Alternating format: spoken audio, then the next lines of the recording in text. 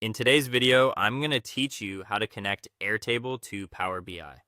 We'll go through the full process of taking data from an Airtable base and bringing it into Power BI desktop so you can turn it into useful reports and dashboards.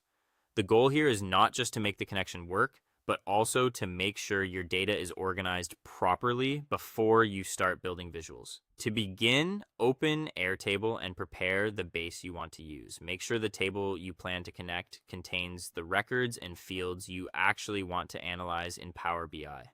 This is a good time to quickly review your column names, check for inconsistent values, and confirm that the structure is clean enough for reporting. A well-prepared table will save you time later when you start transforming and visualizing the data.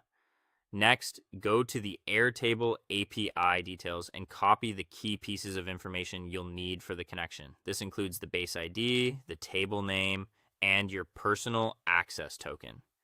These details are essential because Power BI will use them to locate the correct Airtable data and authenticate the request.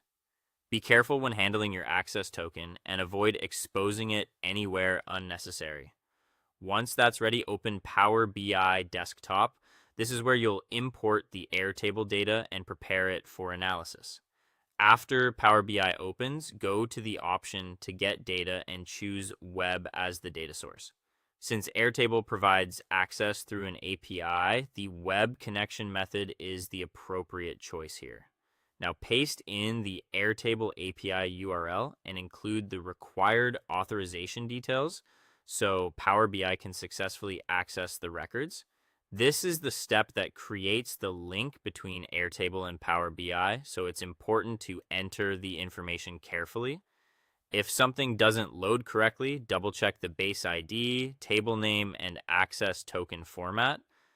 After the connection is established, move into transform data. This opens Power Query where you can clean and organize the Airtable records before loading them into your report. Here you can rename columns, remove unnecessary fields, adjust data types, and shape the table into a format that works well for analysis.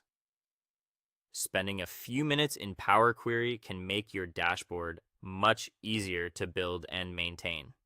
When everything looks good, load the data into Power BI. At this point, the table becomes available inside your report model and is ready to use. From there,